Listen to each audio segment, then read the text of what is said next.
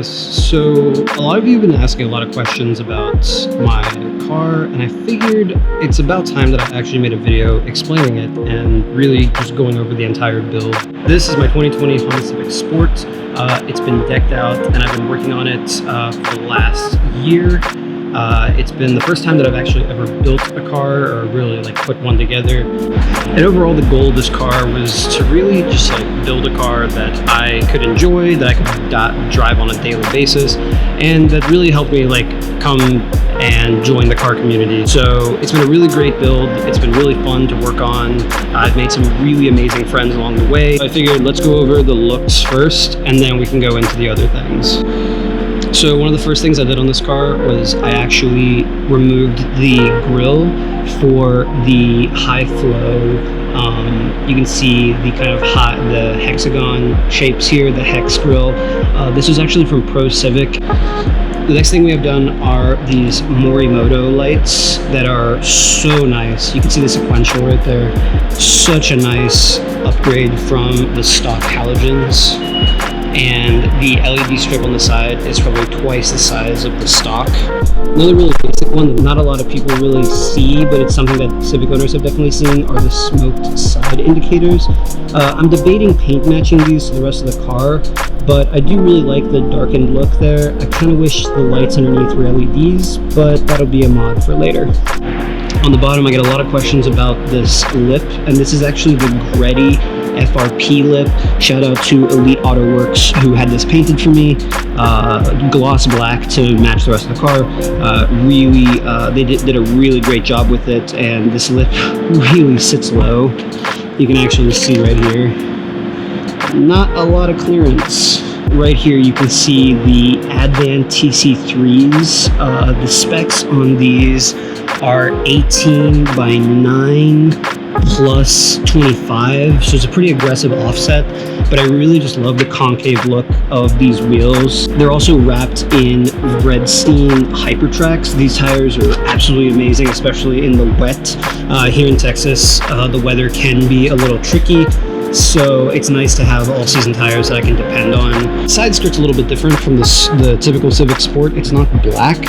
That's because this is the Mugen side skirts here. I think it's called like side spoiler or something like that on King Motorsport's website. This is probably the thing I get the questions the most on this car. It's these little extensions on the side, and these are actually from Mugen as well. They were paint matched with the rest of the car, and they're just this little extension that go over the stock diffuser. These are from Mugen. For anybody who's wondering, you can get them from King Motorsports. Yeah, I think I get 15 DMs a week about what these are, so there's your answer. Alright, and then we have these Mugen door guards. Pretty simple mod that's just on there, but it really like helps add that extra detail that true enthusiasts really look for, and you know, it just looks really good. Alright, on top of the car we have a black wrapped roof. I believe this is just 3M gloss black vinyl. Shout out to the Classic for doing this. They're here based in Dallas. Really great people, and they do some really great work. On the side here we have our Mugen visors. These are pretty cool. I really love them. They really help complement the black roof, the black wheels, just the whole thing in general. Here on the back we have the Mugen taillights. Yes, these are the authentic ones.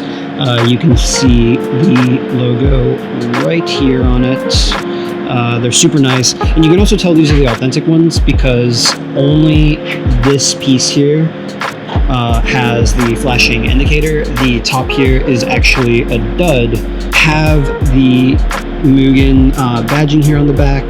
This is also from King Motorsports. I got this when I got the rest of the kit. Next thing I get a ton of questions on is this badge. These are actually from eBay. They need to buy two separate ones. You can't buy the same one for the front of this car and the rear. The rear here is literally just stuck on with 3M. I had to cut off the little pegs on the back because they don't fit. None of the badges that are black for this car fit this car perfectly, and the one on the front is actually from an 8th generation. So shout out to Mikey who explained that to me. All right, new addition that's pretty cool is this Voltex limited edition carbon fiber license plate. Shout out to Evasive Motorsports for getting this to me. Then we have this diffuser here. This is from my buddy Val who custom built this for me. Super great guy, and honestly, we did this in one go. I sent him 2 measurements and he built this entire thing for me, and it fit perfectly. And the piece that everybody seems to want, the Voltex Type 2 FK8 wing. So this is such a beautiful piece. It's so well done, and the carbon is just immaculate on it. Just such great attention to detail. Really just, I honestly can't believe I have this. I'm honestly really lucky to have it. And lucky enough, my buddies at Easy Motorsport, I'll link them right here, they actually had 1 left in stock when I asked them about this, and so I got this within a week. Also, a huge shout out to Art of Attack. They get me a lot of my parts as well, and they usually have just about anything that I need in stock, and if they don't, they really help you source the parts and figure out where you can get them from. So huge shout out to them. They have some awesome merch. Make sure to cop it. I actually have their keychain hung up right there on the interior of the car. I should also note that I'm lowered on BC coilovers. They're really great. They've been really comfortable and really lowered the ride height perfectly for me. Okay, so now that we've gone over the outside of this car, we might as well talk about performance. So let's go ahead and pop the hood.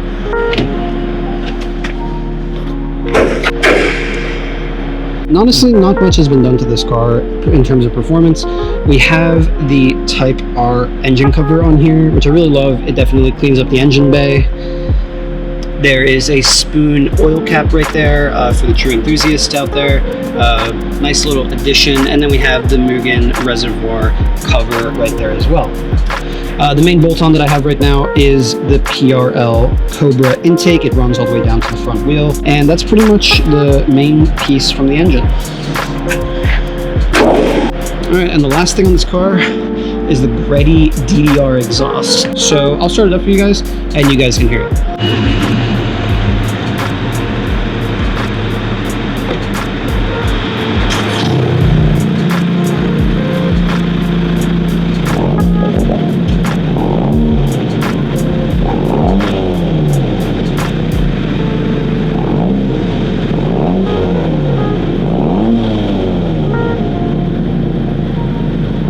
The only other thing that's done to it that I guess I can tell you about is that there's a KTuner to it. I have the Farible 1.5 tune.